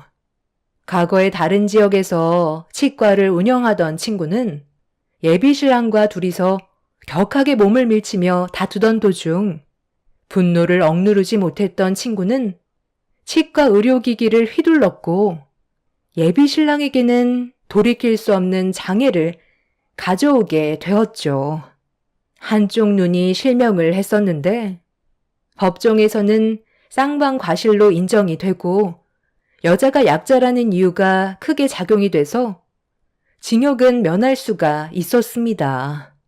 그리고 예비 신랑분과 결혼을 하기 전에 잠깐 외간 남자와 즐겼을 때 실수로 임신까지 해서 수술까지 하게 되는 일들도 있었죠. 이런 충격적인 과거에 대해 전부 다 털어놓으면서 그 사람들도 조만간 예상하지 못한 일들이 생길지도 모른다면서 뱃속에 있는 아이가 확실하게 전 남편의 아이인지는 알 수 없는 거라고 얘기하는 순간 시몬은 그 자리에서 털썩 주저앉았어요. 전 남편은 그런 사실을 왜 이제야 얘기하냐면서 오히려 저에게 화를 내었죠. 저에게는 기회조차 주지 않고 일방적으로 이혼을 밀어붙였으면서 저에게 탓을 돌리는 전 남편이 너무 한심해 보였어요. 친구는 제 말이 끝나는 순간 과거에 있었던 안 좋은 일들이라면서 1년 동안 아무 일 없이 행복하게 잘 살아오지 않았냐고 제가 방금 한 말에 대해서는 잊어버리시라며 주저앉은 시모를 설득시키고 있었습니다. 시모는 더 이상 친구의 얼굴을 보려 하지 않았고 남편도 뱃속에 있는 아이가 정말 자기 아이가 맞는지 확인부터 해보는 게 좋을 것 같다고 친구를 의심하기 시작했어요. 결국 이성을 잃어버린 친구는 마당에 있는 물건들을 전부 다 던지면서 예전의 성격을 또다시 드러내고 있었죠. 친구가 난리를 치면서 흥분을 하자 시모는 전 재산 줄 테니 한 번만 살려달라고 남편과 이혼해 주길 바라고 있었습니다. 그날 시댁 집안은 아수라장이 되었고 뱃속에 있는 아이의 유전자 검사까지 진행을 했었는데 전 남편의 친자는 맞았지만 이혼을 하길 원하고 있었죠. 하지만 친구는 한 번 물면 절대 놓치지 않을 생각이었는지 이혼을 하지 않겠다고 그 집안 사람들을 붙잡고 있습니다. 본 성격을 드러낸 친구 때문에 그 집안 사람들은 지금 현재 아주 괴로운 상태에 빠진 상황입니다.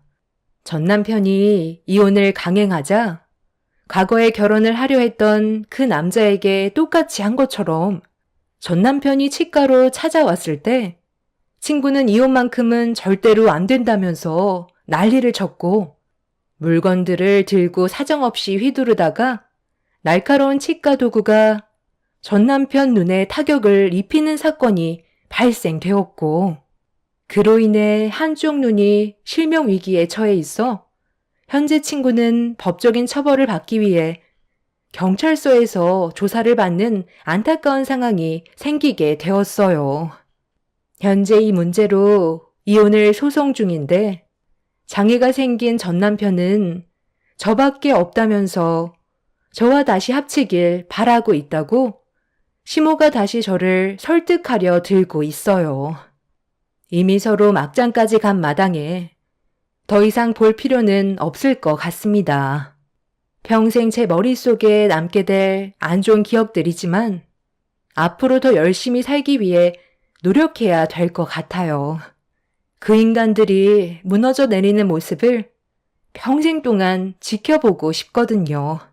순리를 깨면 불행이 찾아온다는 걸 이번 일을 통해 많은 걸 느끼게 되었습니다. 제 사연 들어주신 분들 감사합니다. 안녕하세요. 저는 10대 소녀를 자녀로 둔 평범한 40대 워킹맘입니다. 어려선 이것저것 하고 싶었던 것도 많고 꿈도 많았던 것 같은데 이제는 가정에 내조하며 착실하게 아이를 키우며 회사를 다니는 워킹맘입니다. 남편을 만나기 전까지 어린 나이에 우여곡절을 많이 겪었는데요.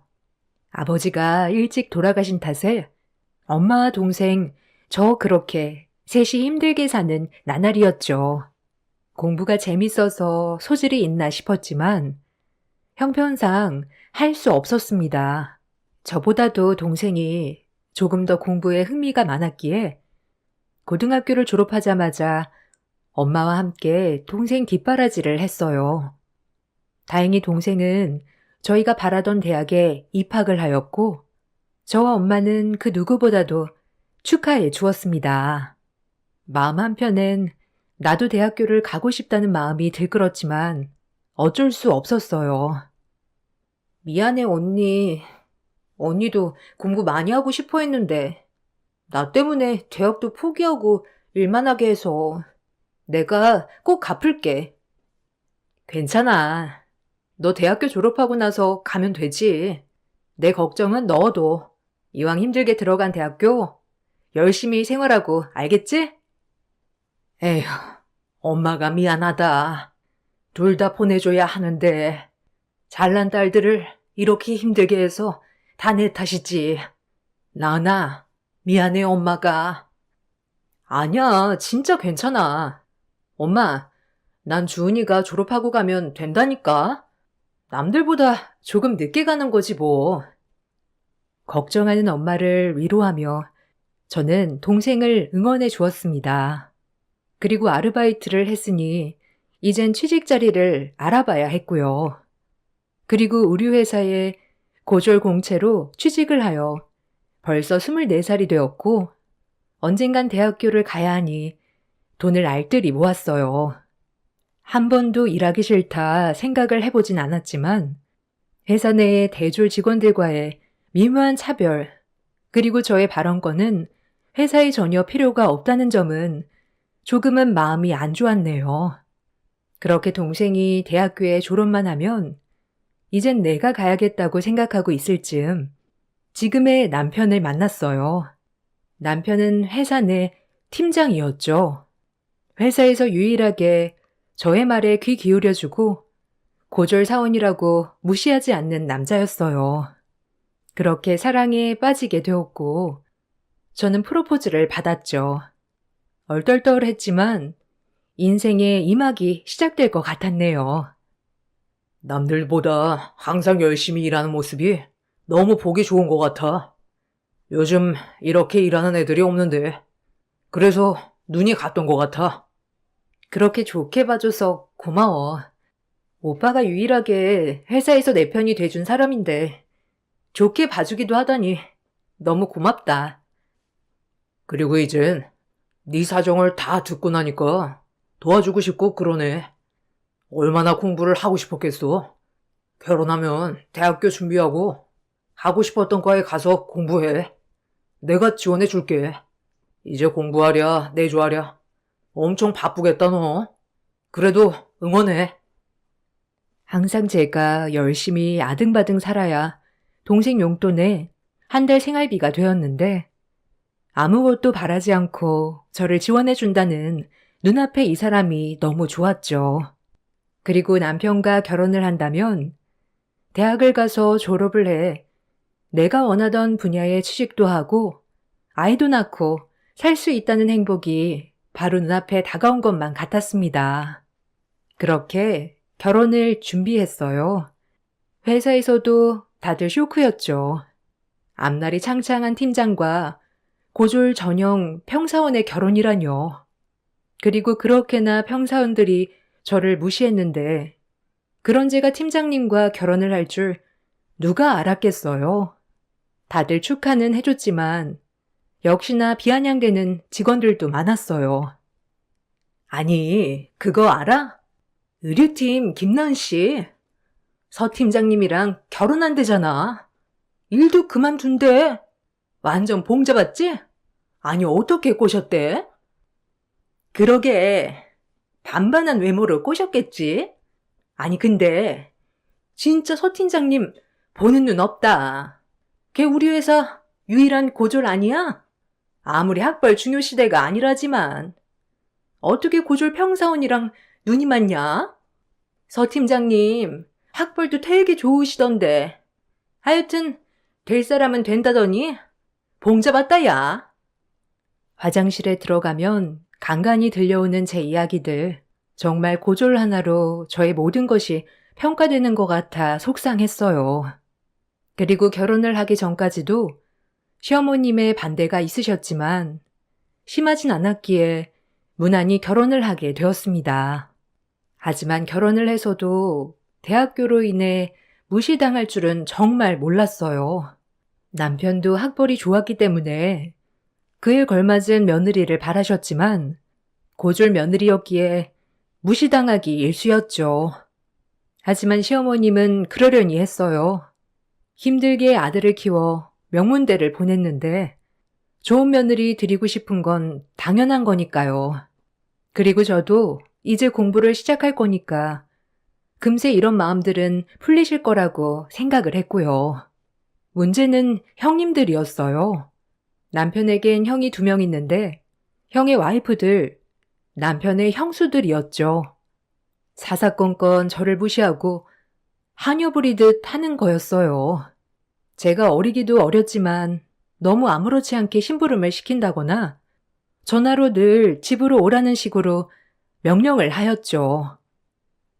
동서, 나야. 오늘 바빠? 안 바쁘지? 서방님 출근하시고 할 거 없잖아. 안 그래? 둘째 동서랑 커피 한잔 하기로 했는데 나올 수 있어? 우리 집 근처로 오면 좋겠는데.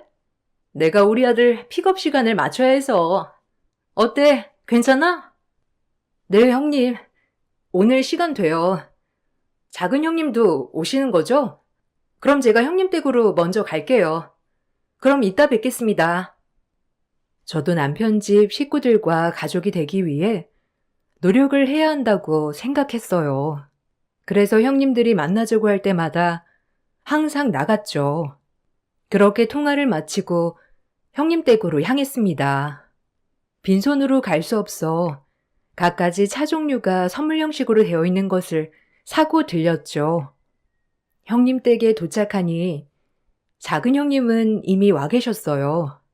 반가운 마음에 웃으며 인사하고 거실로 들어서려는데 그때부터 시작이었어요. 동서, 왔으면 화장실 먼저 들어가 줄래? 손이랑 발 좀 닦고 바닥 좀 뒤져줘. 실내화가 있지만 그래도 찝찝하니까.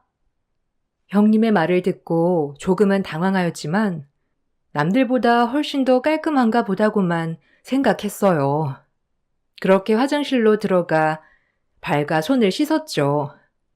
화장실에서 나오자 형님들은 다 들리게 큰 소리로 말했어요. 모욕적으로 말이죠. 이제는 일부러 그러는 게 확실했고요. 어머, 형님, 발까지 닦으라뇨? 이 정도로 깔끔쟁이셨어요? 전 아까 안 닦았는데 제가 다 눈치 보이네요. 아니, 고졸 묻을까봐 그래. 우리 집 거실에 우리 아들이 밟는 거실인데 옮으면 어째 찝찝하단 말이야. 내가 좀 심했나? 어머, 형님도 참. 진짜 내가 못 살아. 누가 우리 형님 머리를 따라갈까요? 맞는 말이네요. 고졸 묻지. 어딜 그 발로 디뎌? 참 끼리끼리 논다더니 유치해서 못 봐주겠더군요. 그리고 화장실에서 나와 인기척을 내니 형님들은 아무렇지 않은 듯이 말했죠. 다 닦았으면 부엌에 과일 좀 내올래? 우리 동서 오기만을 기다렸거든. 부엌에 가면 과일이랑 과도 있어. 뭐하고 있어? 얼른. 형님, 고졸 묻는다는 말이 무슨 말이에요? 지금 저 들으라고 하신 말씀인가요? 혹시 그래서 저 부른 거예요? 어머, 동서, 다 들었어? 아니, 그냥 마음속에 있는 말이었는데 나도 모르게 튀어나왔네. 아니, 그리고 맞는 말인데 뭐. 아, 그리고 참 동서, 이거 어디서 산 거야? 동네 마트? 아휴, 우리 형님은 백화점에 있는 티밖에 안 마시는데. 센스 너무 없다. 그럼 제가 다시 가져갈게요. 참 사람 성의를 이렇게 무시하다뇨. 저도 유감이네요. 그리고 오늘 형님들이 하신 말씀 두고두고 되새길게요. 고졸 묻는다라. 참 기가 막히네요. 어쩜 말씀들을 그렇게 상식 없게 하시는지. 제가 또 많은 생각을 하게 하는군요. 어머머, 이거 다 자격지심이야. 우리가 무슨 말을 못하겠네? 무섭다 동서. 이래서 수준 차이라고 하는 건가? 그러게요. 저도 수준 차이 많이 느끼고 가네요. 많이 배우셨다는 분들이 이렇게 뒤에서 격떨어진 말만 하시니 제가 뭐라 드린 말씀이 없네요. 고졸이라고 무시하는 형님들을 보고 기가 막혔어요. 어이가 없고 당황스러웠지만 무시했어요. 여기서 더 했다간 싸움이 날 것 같아 참았습니다. 그렇게 과일을 내와 형님들에게 과일을 깎아주고 있는데 또다시 대학교 이야기가 시작되었어요. 그냥 듣고만 있었죠. 우리 대학 다닐 때 과제가 얼마나 많았던지. 동서도 그랬지? 그때는 그렇게 쓸데없는 걸 많이 하라고 했는지 이해가 안 갔었는데 지금 생각해보면 다 그런 게 사회생활 할 때도 도움이 되는 거였더라고. 그래서 대학교까지는 무조건 나와야 한다니까. 아, 당연하죠. 그리고 추억도 있고 어디 가서 얘기라도 하죠. 아무리 세상이 좋아졌다 하더라도 이 사회에서 어디 그러나요? 고졸이 비빌 수 없는 세상이죠. 안 그런가요? 아, 동서는 잘 알겠다. 그지? 우린 잘 모르니까. 본인이 더 잘 알지. 네? 아, 뭐 아무래도 대학교를 나오면 좋긴 하겠죠. 근데 그래도 고졸 출신이어도 훌륭한 사람은 많으니까요. 어머, 순진한 우리 동서. 뭔 모르는 소리 하네? 동서가 서방님 잘 만나서 이렇게 그냥 놀고 먹으니까 모르는 거지. 세상 살기가 얼마나 힘든데? 아니, 알 거 아니야. 우리 서방님이랑 회사에서 만났다고 하지 않았나? 아무래도 차이는 많지. 결국 형님들은 저를 보자고 했던 것은 또 한 번 본인들의 재미난 이야기거리의 소재를 삼으려고 했던 것이었어요. 어이가 없었죠. 우리 동서, 시집 하나는 잘 왔어. 뭐 동서처럼 살면 대학교는 굳이 안 나와도 될 것 같긴 하지? 자긴 시집으로 성공한 케이스잖아. 네? 아, 뭐 남편 잘 만난 거야 인정하죠. 그래도 저도 하고 싶은 게 많아서 노력 중이에요. 마냥 집에 있고 싶진 않거든요. 아, 그래? 그래, 잘해봐. 아, 맞다.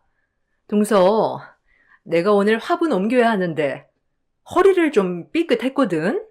화분 좀 옮겨줄 수 있어? 네, 뭐 옮겨드릴게요.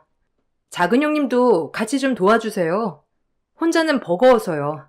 어디로 옮겨드리면 될까요? 저기 저 거실에 있는 화분 말씀하시는 거 맞죠?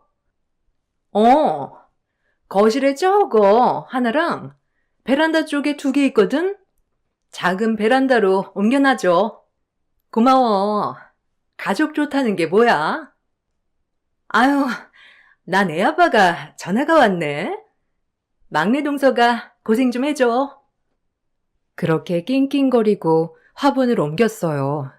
속으로 이게 뭐하고 있는 짓인가 했지만 거절을 할 타이밍을 놓쳤어요. 그리고 형님들과 이젠 거리를 좀 둬야겠다 생각했죠. 그렇게 화분을 옮기고 집에 가려는 순간 형님들의 비아냥거리는 소리를 들었어요. 그래도 부릴만 나네요. 뭐 우리 머리 껍데기에 앉아있지도 않고 그죠? 그냥 말 잘 듣는 시녀 하나 뒀다 생각해요. 어머, 딱이다. 어머님도 참 보는 눈도 없지. 동서 말이 딱이네. 말 잘 듣는 시녀. 아니 어떻게 전문대도 안 나올 수 있어? 학력이 안 좋은데 이만한 집에 시집 온 것도 용하지. 우리가 많이 부려먹자고. 이 집안 서열도 학력이 우선인 걸 보여주잔 말이야. 뭐라고요? 형님들 집에서 편하게 대학교 등록금 대줬으니 지잡대라도 갔던 거겠죠. 안 그런가요? 그런 여건이 되지 않았던 걸 생각하지는 못할 망정. 그리고 다신 부르지 마세요.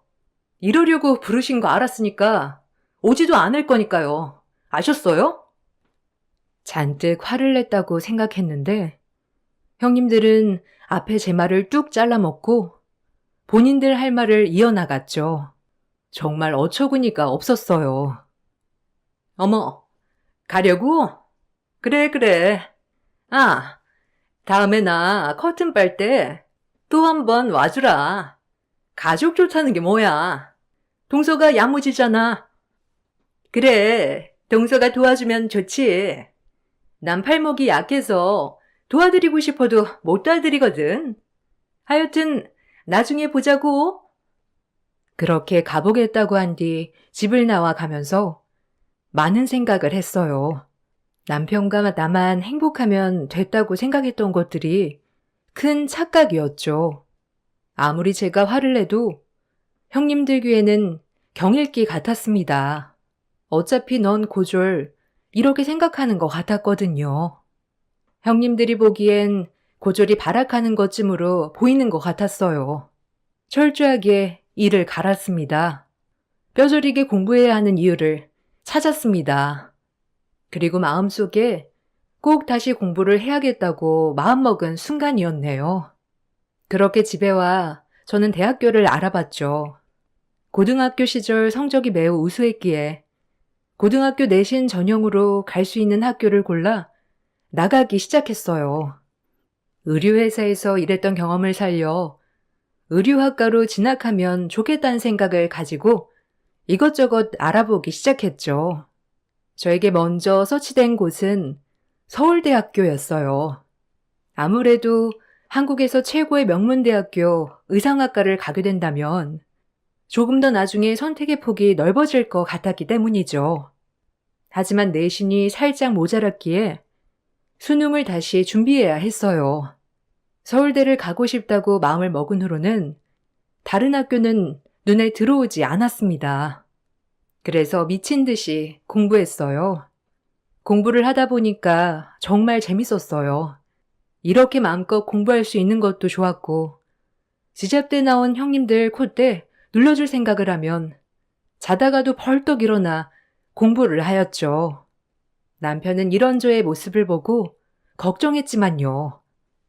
자기, 너무 무리하는 거 아니야? 아침에 나 출근하면 퇴근할 때까지 공부하고, 그리고 나 밥 차려주고 또 공부하고, 그러다 몸 상할까봐 너무 걱정된다. 천천히 해. 그리고 학교에 너무 그렇게 연연하지 않아도 돼. 넌 있는 그대로도 멋있거든. 아니야, 열심히 해야지. 그래서 나 다시 회사에 복직하고 싶어. 고졸 전형으로 말고 당당하게 입사해서 자기처럼 직급도 달고 일해보고 싶은 욕심도 생겼어. 그리고 너무 하고 싶던 공부여서 재밌는 거 있지? 진짜 적성을 찾은 기분이야. 그러면 다행인데. 꼭 무리하지 마. 알겠지? 몸 상해가면서까지 하는 건 반대야. 그렇지만 네가 좋다면 나도 좋아. 언제나 믿음을 주고 용기를 주는 남편이 있었기에 수험생활 시절이 행복했습니다. 하지만 시댁에선 제가 수능 준비를 하는 것을 몰랐기 때문에 언제나 집안일이나 굳은 일은 늘 막내 며느리인 제 차지였어요. 그걸 부추긴 건 형님들이었고요. 아유, 어머님, 뭐하러 힘들게 이런 걸 하세요? 제가 동서 부를게요. 아니, 이 집에 시집 와서 지도 하는 게 있어야지, 안 그래요? 그래, 그럼 막내 좀 불러봐라. 아유, 힘들어. 나도 늙어서 원. 김장 하나를 해도 꼭 이렇게 힘이 든다니까. 아유, 살살 하세요, 어머님. 그리고 이 집에서 남편 잘 만나서 얼굴 피고 사는 게 동서인데 이런 것쯤은 다 해도 괜찮으니까. 아유, 그러냐? 에휴, 그래도 막상 불러서 시키려고 하면 좀 그렇더라고, 나는. 너네가 그럼 알아서 해라. 난 들어가마. 이런 식으로 시어머님을 꼬드겨 늘 집안의 모든 일거리가 생길 때마다 저에게 전화를 걸어 당장 튀어오라 했어요. 동서, 지금 뭐해? 어머니 혼자 김장하시는데 설마 집에 있는 거 아니지? 우리 와 있으니까 당장 어머님네로 와. 아, 오늘 김장이에요? 어머님이 말씀을 안 하셔서 몰랐어요. 지금 당장 갈게요. 금방 도착할 거예요. 그렇게 헐레벌떡 하던 공부를 뒤로하고 어머님네로 달려갔습니다. 어머님네 도착해보니 배추 100포기와 김장거리가 마당에 널브러져 있었죠. 그리고 형님들은 전혀 김장에 어울리지 않는 원피스를 입고 우아하게 차를 마시고 있었고요. 아, 어머님, 저 왔어요. 형님들 일찍 오셨네요. 김장 시작할까요? 죄송해요. 언지를 안 주셔서 김장날인 거 전혀 몰랐어요. 그래 왔냐? 저기 내 옷 갈아입고 배추부터 절거라. 그리고 내가 불러주는 대로 양념 넣으면 되니까. 알겠지? 그렇게 배추를 절구려고 할 때 형님들은 그 자리를 뜨곤 한마디 했어요. 하지만 시어머님도 똑같이 방관하셨죠. 동서, 우리 고관절이 약해서 구부려 앉아있지 못하거든? 거실에 들어가 있을 테니까 배추 다 절구고 말해줘. 어차피 시간 걸리잖아. 오늘 절구고 내일 양념 무치고 보쌈 해먹으면 되겠다. 그지? 나랑 둘째 동서는 보쌈 고기 좀 사올게. 네? 이걸 저 혼자 절구라고요? 아니, 이렇게 많은 양을 어떻게... 그리고 저는 김치를 절구본 적이 없어서요. 아휴, 다 배우면서 하는 거야. 우리가 고관절이 약하다니까. 그럼 늙은 어머님 시킬 거야 뭐야? 자기가 해야지. 그리고 동서, 이 집에 시집 와서 한 게 뭐가 있어? 이만희 누리고 살면 다 이런 건 본인이 알아서 해야지. 꼭 우리가 시켜야 해? 이렇게 센스가 없어서야. 학력이 낮으면 센스라도 있으면 이쁨 받겠구만. 둘 다 꽝이라니까 동서는. 형님들은 얄밉게 한마디만 남기고 고기를 사러 나갔습니다. 그리고 저는 혼자 앉아서 100폭이 되는 배추를 절궜죠. 정말 몸이 부서지는 줄 알았어요. 늙은 어머님 보고 하라고 할 수 없고 그 많은 배추를 절구면서 정말 갖가지 생각이 다 들었어요. 그렇게 하루 종일 배추를 절구고 다음날 양념을 무치러 다시 오라는 시어머님을 뒤로한 채 집으로 갔어요. 집에 도착해 이를 갈았네요. 이 부시가 언제 끝날까? 내가 학교를 들어가서 진짜 가만 안 두겠다. 어떻게든 서울대를 붙겠다 생각을 가지고 말이죠. 그렇게 아침이 오지 않기를 바랐지만 다음 날이 되어 저는 배추의 양념을 무치러 다시 시댁으로 향했어요. 형님들은 또다시 보쌈을 한다는 핑계로 마당으로 나오지 않았죠. 역시나 그 많은 배추를 다 제가 무쳤어요. 그냥 그날 김장은 저 혼자 다 했네요. 그리고 저녁에 신랑들이 퇴근을 하여 같이 보쌈 파티를 벌였습니다. 하지만 형님들이 너무 얄미운 건 마찬가지였죠. 여보, 맛있지? 오늘 내가 어제 오늘 김장한 김치야. 맛 어때? 어머님이 넣으라는 대로 넣어서 한 건데. 오, 맛있네. 와, 이제 엄마는 손 떼도 되겠어요. 며느리가 셋이나 있으니 김장 걱정은 없겠네요. 우리 엄마 좋겠네. 와, 형수님, 너무 맛있네요. 자기도 너무 고생했겠다. 김장 처음 해본 걸 텐데. 덕분에 수육이랑 너무 맛있어요. 아니, 이거 내가 다 한 거야.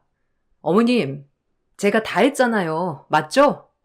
형님들 고관절이 약하다고 해서 어제부터 시작해서 전부 다 내가 한 거야, 자기야. 아주버님, 제가 한 김치 맛 좀 괜찮으신가요?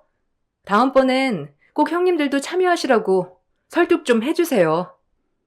형님들의 공치사에 어이가 없었어요. 고생은 내가 뼈 빠지게 다 했는데 자기들이 한 것처럼 하는 걸 보니 웃겼고요. 그 자리에서 시어머니도 한마디도 안 거드시는 게 그냥 난 이 집에 정말 존중받지 못하는 사람이구나라고 뼈저리게 느꼈습니다.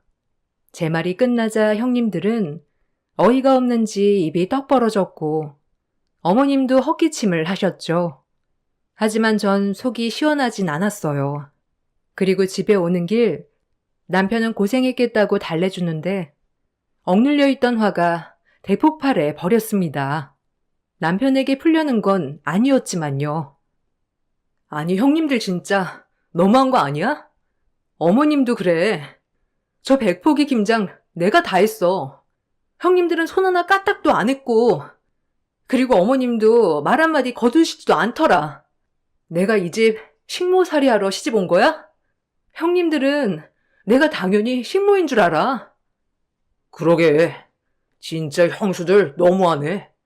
안 한 형수들이 같이 했다길래 당연히 같이 한 줄 알았지. 미안해. 자기 너무 힘들었지? 매번 그래. 은근히 사람 불러내서 이것저것 다 시키고 나를 무슨 하녀 부리듯. 고졸 서러워서 살겠나 진짜. 에이, 학벌 가지고 그러는 건 당연히 아닐 거야. 그냥 막내고 이러니까 편해서 그런 거 아닐까? 그러니까 너무 그렇게 생각하지 마. 학력 때문이 아니라고? 자기 그동안 내가 얼마나 형님들한테 고졸이라고 무시당했는 줄 알아? 두고 봐. 내가 꼭 서울대 들어가서 코를 납작하게 해줄 테니까. 형님들 지잡대 4년제 나와서 저리 목 뻣뻣이 구나 본데 두고 보라고. 그렇게 이악 물고 다짐 또 다짐했습니다. 그러면서 전 학업에 더욱 집중할 수 있었죠. 순간 조금 흐트러지더라도 형님들의 얼굴만 생각하면 자다가도 눈이 번쩍 뜨여질 정도였으니까요. 그렇게 전 악착같이 공부했습니다. 그리고 꿈에 그리던 서울대학교 입학을 얻어낼 수 있었죠. 남편도 너무 좋아했고 저 역시도 기뻤어요. 제가 대학 합격증을 들고 친정에 가는 날 친정엄마는 여태껏 보여주지 않았던 눈물을 쏟아내었습니다. 엄마 가슴에도 제가 모든 걸 포기하고 취직하던 순간이 맺혀있던 것이었어요. 장하다 우리 나은이. 이렇게 잘하는 공부를 내가 뒷바라지 해줘야 하는데 해주지도 못하고 드디어 이렇게 꿈을 이루는구나. 엄마 무슨? 내 힘으로 난 내가 해낼 줄 알았어. 그러니까 너무 죄책감 갖지 마셔요. 언제가 됐든 이루기만 하면 되지. 에휴, 너무 미안해. 그리고 늦게나마 네가 원하는 삶을 살 수 있어서 엄마는 더 이상 바랄 게 없어. 그리고 서서방도 너무 고맙네. 아유, 제가 한 게 있나요? 진짜 혼자 공부를 얼마나 독하게 하던지. 제가 다 뿌듯하네요. 서울대라니. 진짜 감격스럽고 수고했어. 이제 내 인생 꽃길만 있다. 엄마도 그리고 오빠도 너무 고마워. 옆에서 응원해주고 묵묵히 기다려줘서. 학교 들어가서도 공부 열심히 할게. 그렇게 전 27이란 나이에 대학교 신입생이 되었어요. 결혼을 일찍 한 덕분인지 아무것도 신경 쓰지 않고 공부만 할 수 있었습니다. 간간히 남편 회사에서 대학생 인턴 아르바이트도 겸하며 용돈도 벌고 좋았어요. 제가 대학교에 들어간 것을 모르는 시댁에서는 철철이 집안에 일이 있으면 불러댔어요. 역시나 가보면 저에게 심부름을 시키거나 육체적 노동을 시키는 거였죠. 그 집에선 저는 그냥 남편 잘 만나 남편이 벌어다주는 돈 쓰면서 사는 속 좋은 며느리 그 이상 그 이하도 아니었으니까요. 그렇게 모진 구박과 무시 속에서 전 수석으로 대학교에서 졸업을 하게 되었습니다. 대학 생활을 모범적으로 하고 성적이 우수했었기 때문에 교수님 추천으로 좋은 회사에 입사를 할 수도 있었죠.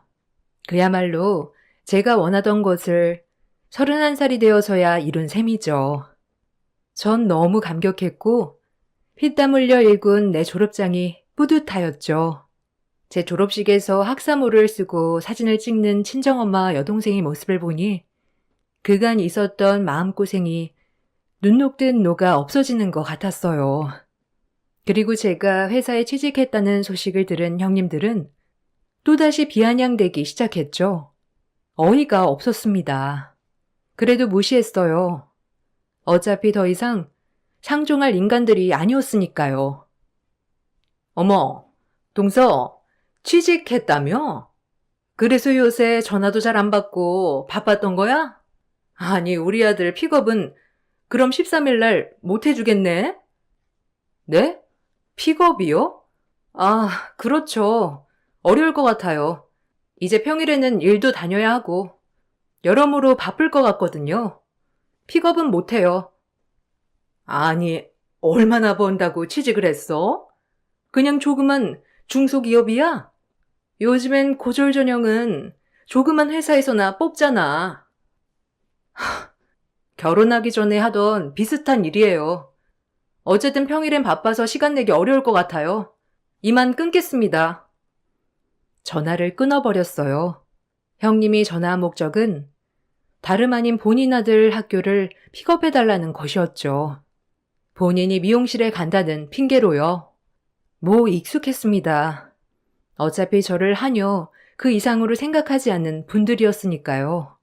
제가 전화를 끊고 제가 먼저 끊었다는 사실에 분했는지 작은 형님에게도 이 사실을 얘기해 저를 들들 볶기 시작했죠.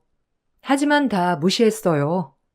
오히려 제 자존감이 올라가니 이젠 형님들의 괴롭힘이 우습다고 여겨질 만큼 별게 아닌 것처럼 느껴졌거든요. 그리고 전 열심히 일과 살림을 병행하였죠. 남편은 그런 저의 모습을 보고 흐뭇해했고요. 그리고 명절이 돌아왔습니다. 새벽부터 가서 음식들을 준비했어요. 역시나 형님들은 아침이 훨씬 지나 모든 음식들이 차려진 뒤 도착했고요. 시어머니에게도 제가 아는 모든 것들이 당연했어요. 오늘만 참자, 오늘만 참자 이 생각으로 버티며 밥상을 차리고 있는데 딱 두 형님들 근처에 속꼬리찜을 놓고 제자리 쪽에는 나물들만 놓는 게 아니겠어요? 아무 말도 안 했으면 그러려니 했겠지만 꼭 한마디를 덧붙이더군요. 머리 좋은 사람이 좋은 거 먹는 거 아니겠어, 동서? 고깝게 생각하지 마. 머리는 우리가 더 많이 쓰니까. 어머, 형님 센스 있으시다. 어쩜 형님 말이 옳고 말고요. 머리 좋은 사람이 좋은 거 먹어야지, 안 그래요? 동서가 이해해.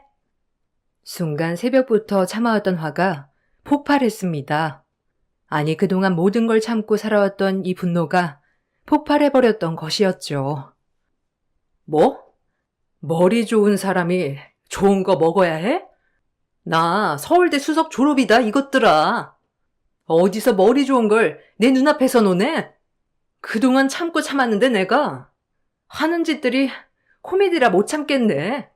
어디 지잡대가 서울대 앞에서 주름을 잡아? 나 서울대 수석 졸업이야, 알겠니? 뭐라는 거야? 서울대라니? 아니, 동서, 고졸이잖아. 어디서 거짓말을 해? 이제 하다 머리에 총 맞았니? 말이 되는 소리를 해. 나 수능 봐서 서울대 들어갔어. 그리고 수석으로 졸업했거든? 너네가 그렇게 무시하던 고졸 아니라 어쩌니 이제? 내가 너희를 무시할 차례지? 어디 지잡대 나와서 그 학력으로 사람을 무시해. 내가 진짜 그동안 어이가 없어서 웃기지도 않아, 진짜. 형수님들, 그동안 집사람 무시했죠? 집사람 혼자 힘으로 서울대 들어가서 수석으로 졸업해서 취업도 이미 다 끝냈어요. 이제 이 사람 학력 가지고 뭐라고 하지 않았으면 좋겠네요. 제가 눈으로 보지 않아서 몰랐었는데 오늘 보니까 참 드릴 말씀이 없네요. 됐고요. 형님들, 제 남편도 고려대, 저도 서울대인데 제 자식 IQ는 오죽할까요? 이제 자식들로 비교해야 하나요? 아마 지금 조카들 볼 때 형님들 잘 맞으면 아무래도 당연히 지잡대 가겠죠? 아님 고졸일래나? 그러니까 이제 무시 그만하라고요. 시어머니는 제가 서울대에 졸업하고 취업했다는 소식을 듣자마자 화색이 바뀌어 저를 대하는 태도가 바로 달라졌어요. 아니, 우리 막내가 서울대에 졸업했다고? 아니, 어떻게 된 거야, 이게? 아유, 말 좀 해봐라. 그럼 우리 막내 며느리가 진짜 서울대란 말이야? 네, 어머니. 저 서울대에 졸업했고 취업도 다 마쳤어요. 이제 어머니 며느리 셋 중에 제가 스펙이 제일 좋네요. 아유, 그러게나 말이다. 아니, 머리 좋은 건 알았지만 어째 이리 서리소문 없이 학교를 졸업했어? 아이고, 기특한 것. 그러게요.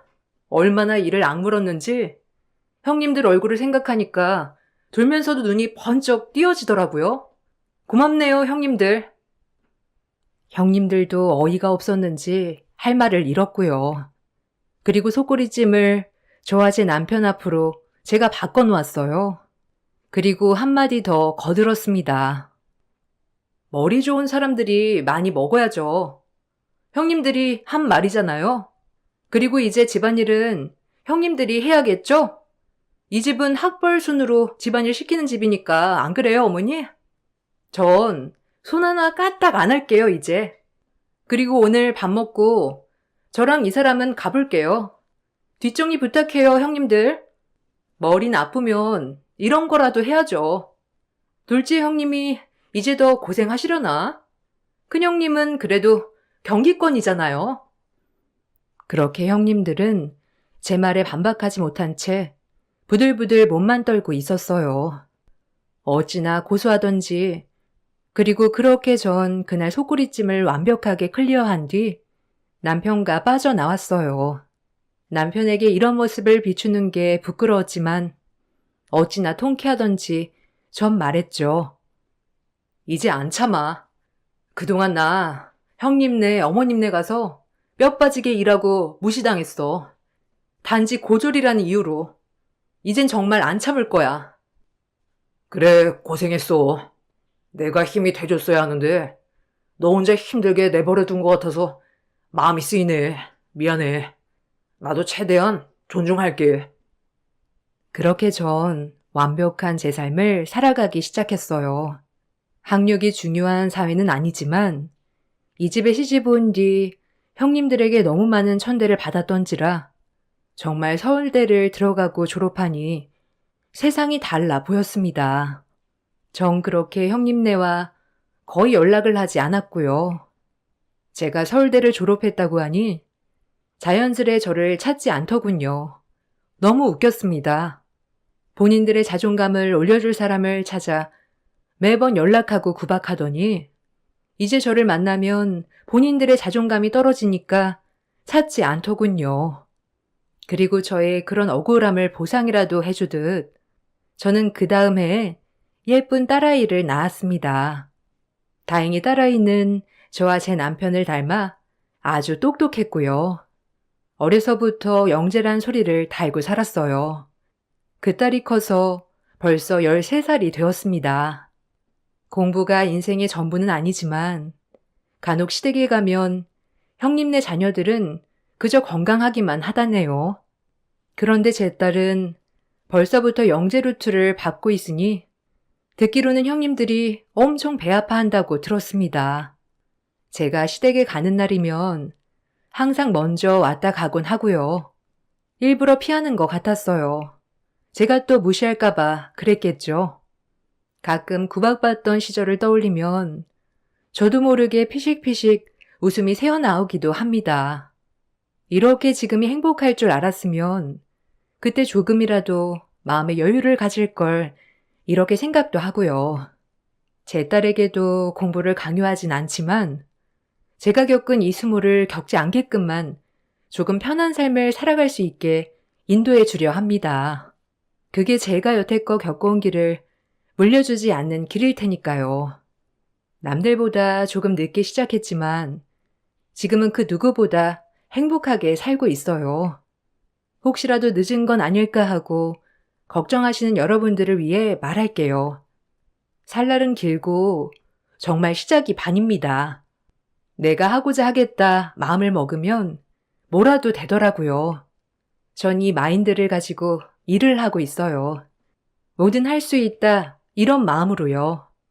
글을 쓰고 보니 그래도 제가 여기까지 올 수 있었던 것은 형님들이 큰 자극제가 되어준 것 같아 한편으로 고마운 마음도 드네요. 여러분들도 제 글 읽어주셔서 정말 감사합니다.